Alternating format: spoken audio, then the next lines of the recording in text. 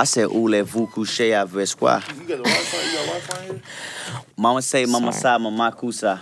Mama say, mama sa, mama musa. I'm just gonna like translate at the same time, so just like. Why can't y'all just teach me that language? Would you want to teach? You want to learn some French? Yes. Okay, why don't we? Coucher. You know he speaks Polish already. Do you speak Polish? Yes. What can you Dzień dobry. You? He speaks, ty na moje bigoj teraz? Ty jest Kurwa masz, ale co to? Say como like. Co ty robisz teraz? Chega more say. Tak? I have no idea what you guys just said, but I'm very seduced right now. I'm incredibly Only if you knew. He taught me. That's what did you just say? I'm looking for the Shaz. That's pretty impressive. On roule là? Okay, let's go. Cool. Dans le studio avec notre invité phare ce soir. Fucking so excited. Ooh. Kendrick Lamar. Curse words. You can say curse words on French radio. You know, I was raised in a house full of curse words. French. Excuse my French. Justement, il y a ta famille. Your family's in the album. Right. It's like a real family in Real between. mother, real father, real homeboys. Did they have a script, or is that really like them on their phone conversations talking about dominoes and like? I just brought them in a session and told them be themselves. Bring up some old memories. Your mom's like, bring back the car, Kendrick. Yep. So what were you doing with the car when you were all young, A driving whole lot around? of stuff I shouldn't have been doing. That's the impression I got from the album. Yeah. It's actually a short film, Right. more than an album. Right. So tell us what that means. I really just want to take a certain day out of my life, an inspiring day to make me, do music, and really just put it in the album form and tell the actual story of it. Bringing it back to the essence of a actual concept album. This is one day? Yeah. For me, that was like a whole life. Alors, l'album commence avec une prière. The album starts with a prayer. Right. Why is that? It starts with a prayer because it's like a flash forward, to the actual end of Dying of Exactly. Thirst. Yeah, right? yeah. That was the moment where we made the ultimate decision to do something positive with our lives. When we got confronted by this lady inside of a shopping center. And when you say we, you mean you and your friends? Me and my friends. Yeah, it was my friends. Me and my friends saying that prayer. And that was the actual moment that really transpired, to me actually making a change in my life. And you were how old then? 17.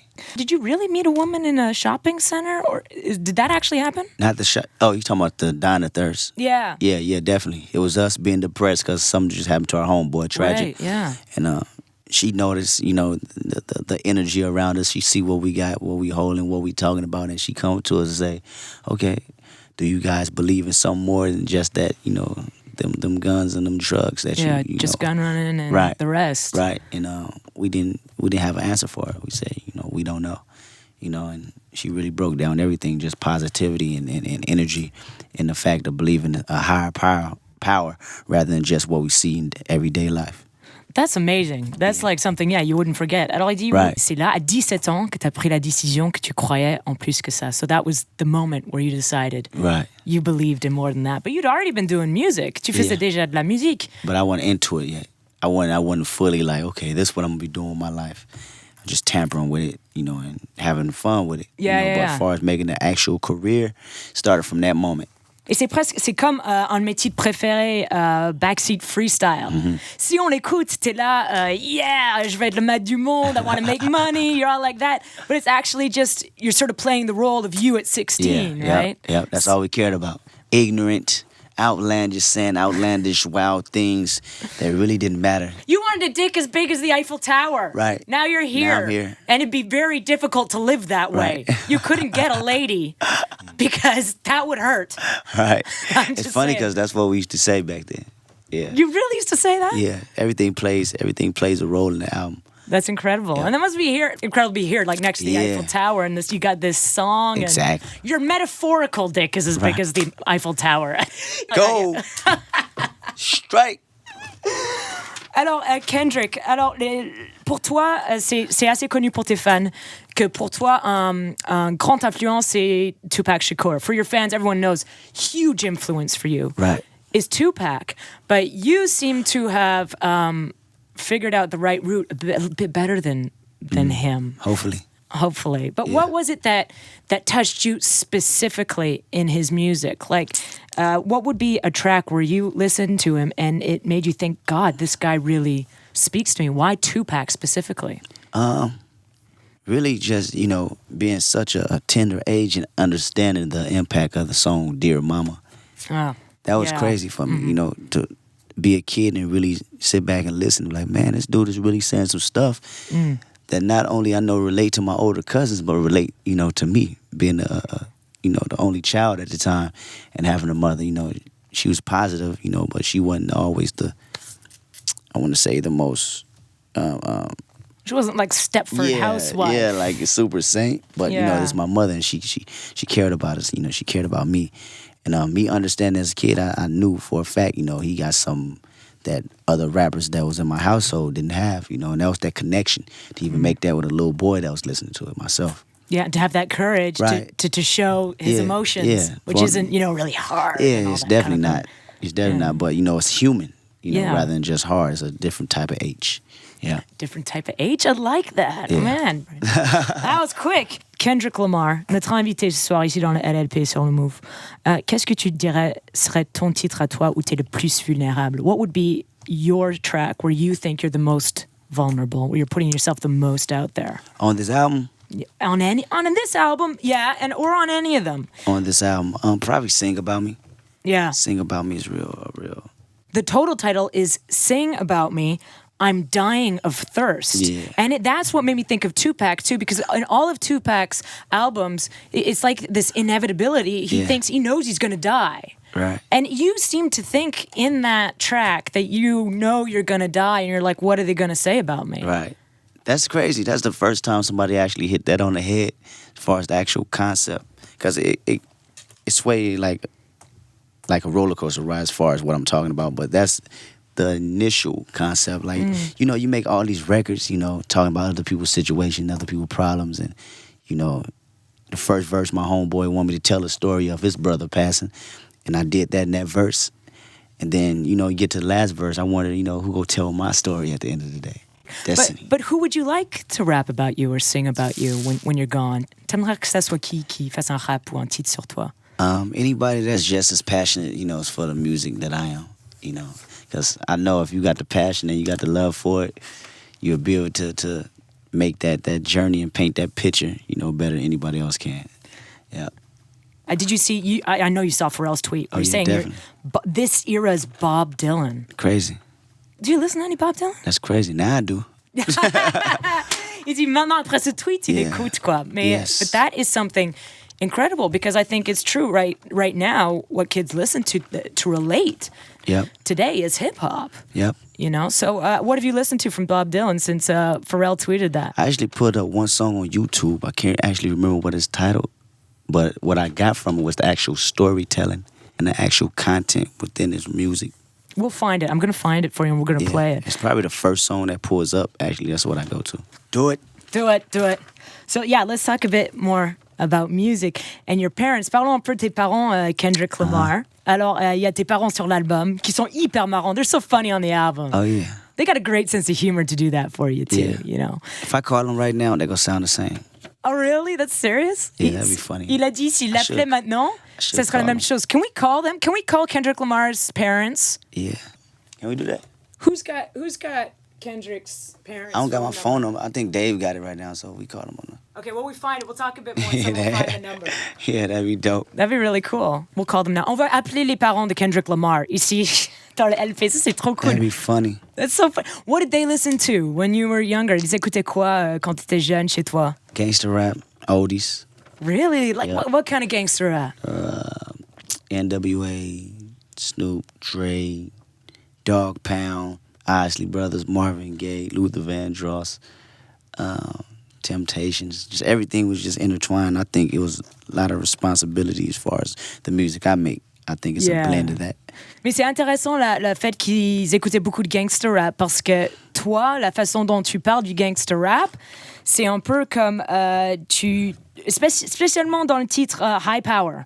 Yeah. Like in High Power, you talk about the gangster lifestyle, but you're sort of against it at the same time, yet you grew up with it. Genre, t'en parles dans ta musique, mais au fond, tu le rejettes. Right. Were your parents proud that you took that stand, or like... Yeah. It showed them that, I was my own individual. I wasn't following nobody.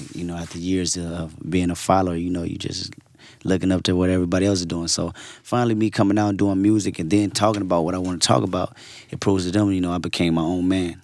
Tu bosses avec Dr. Dre. Right. Il a rencontré tes parents. Did your parents meet Dre? Yep. They And met Dre. And what was it like? It was crazy because, that was their era, them Yeah. growing up, just in the city. So playing Dre, that's all they played in the household. So for them to actually finally meet him, it's like them meet one of their favorite, producers, artists, And what did they ask him? Just a bunch of questions. How did y'all make this song? What was it like making this song? Was this girl really screaming in the background of this song when y'all was acting like y'all having sex and all this crazy stuff? Oh, which song was that with the girl in the background having sex? That was on Time for Porno? On the Chronic 2001. I think it was like an interlude. What was Pause it? for porn. Pause for... And what was his answer? Was it actually someone having sex in the background? Nah. Oh, damn. How disappointing. Just a bunch of ad-libs. That must have been so cool. And you must have been able to see how he had worked and everything with NW and made some of your favorite records. Yeah, definitely. It's crazy. What was the coolest story he told you about? The coolest story is Doggy Style, Snoop's album. Most of that album was really just Snoop freestyling. That's really just go in and Yeah, just going in them, having fun, drinks around, women around, and just having fun in the studio, and came out a classic. That's incredible. Yeah, Snoop's genius. Dre, everybody. On est avec Kendrick Lamar ici dans le studio, dans le LLP. Et j'ai des stars de son album, Good Kid, M.A.A.d City, ici au téléphone. I got some stars from your album on the phone here. I got your parents. Mr. and Mrs. Duckworth, are you there? Can you hear me? This is Radio France, Le Move. Yes, we are. Oh my God, it's such an honor to have you on. How's it going out there? Are you in California at the moment? Yes, it's hot. It's hot. Kendrick, say hi to your mom and dad. What's up? What y'all doing? Hey, babe. Nothing. Getting ready to go vote. Yep. Are you finna go vote? That's right. That is cool. Alors, c'est la jour de vote ce soir en Amérique. That's good. Et puis, il se prépare à aller voter, Mr. and Mrs. Duckworth. Kendrick, did you vote? Yeah. Il dit qu'il a voté. Mr. and Mrs. Duckworth, do you believe him that he went to vote? No. Ne crois pas du tout. You're on Radio France here. Tell us who you're going to vote for. Obama. Obama supporters. Hey, Mr. and Mrs. Duckworth, how does it feel to have your son being the most critically acclaimed artist of the moment and one of the top selling ever? I mean, how does that feel? It feels great. It feels really good. I knew he was one of the best. I knew he was going to do it. That's beautiful. I'm steady. Beautiful feeling. It's a beautiful feeling. Oh, ils sont tellement fiers de Kendrick. That's so cool. And I was saying to Kendrick beforehand, you guys are such good sports on the album. It's part of my favorite parts. Genre, mes parties préférées sur l'album, c'est les parties avec les parents de Kendrick. With the dominoes and all that. Have you found the dominoes? Of course I did. He gave them back. Was it Kendrick who took the dominoes? Yeah, but one is missing, so you might have to buy a whole nother pack. Kendrick, you do not steal your parents' dominoes. That is not good. That's bad. What was the worst thing he did when he was a kid? Well, he was a good kid, really, but when he did something, I was really just shocked. He's always been kind of good, but he what did he do? Told you. I believe good. Something at school he did. Told y'all it's all right. You're all right though, Kendrick. I told you. That is, my parents would have way worse stories about Told me. you she ain't gonna do me like that. Mr. Telling the truth. Really a good kid. And Good that kid, surprised M.A.A.d me right there when I had to come to school that one time and he never did it again. Because I scolded him so bad, he was like, oh my God. I'm 16 and look like I'm going to get a whooping at school. Oh my gosh. He went in. And we were talking about what you guys would listen to when Kendrick was small. What do you guys think that you listened to that influenced him in the music that he's doing now?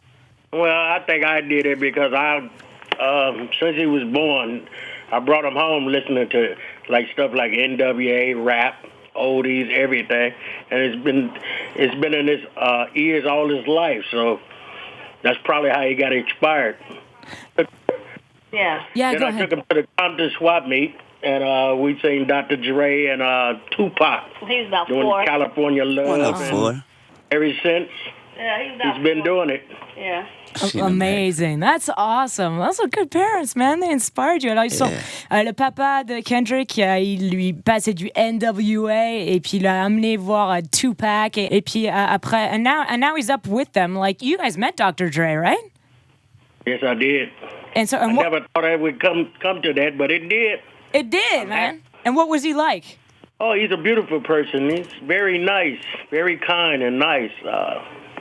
I'm glad I met him. At that time, he seemed like he never changed. You know, he still got the quietness about himself. You know, because I was standing in the background, and it was just a little too much for me.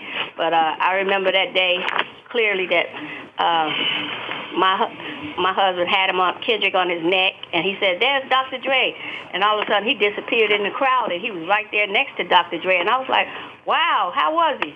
And he said, "Oh man, he cool. He's real cool." You know. That's so awesome. Hey, Mr. and Mrs. Duckworth, it's been so cool having you on my show here in France. And, well, congratulations on raising such a nice young man who does such fantastic music as well. And have a good time voting. I hope, whichever way you're going is going to go your way. Oh, they definitely going Obama. Thank you.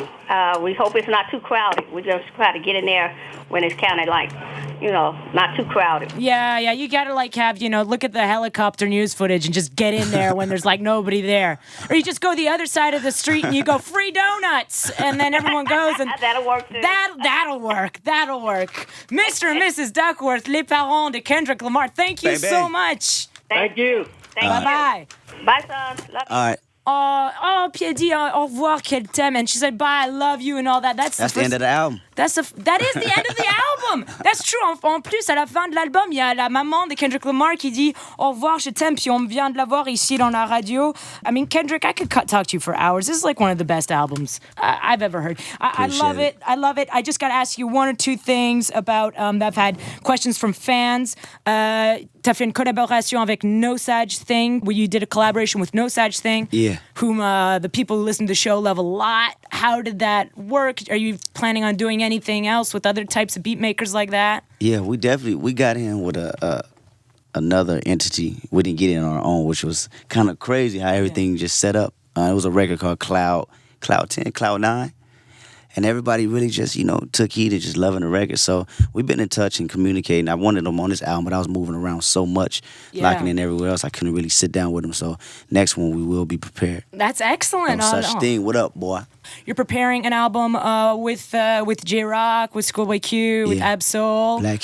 Black Hippie album that's coming out soon. Eventually, when you all have 2 minutes of time for yourselves. And also the Lady Gaga track, is that even true? Yeah, it's true. When's that coming out? We don't know. I mean, we were supposed to have it for this album initially, but, time. Really? Time. Ça devait être sur cet album, mais le timing, c'était pas bon. Mais c'est fait. It's already done. It's already well, not recorded. actually all the way sealed. And mixed. Being mixed and all that. But you put down your verses and you got along with her. And yeah, she's a good person. She's a great person.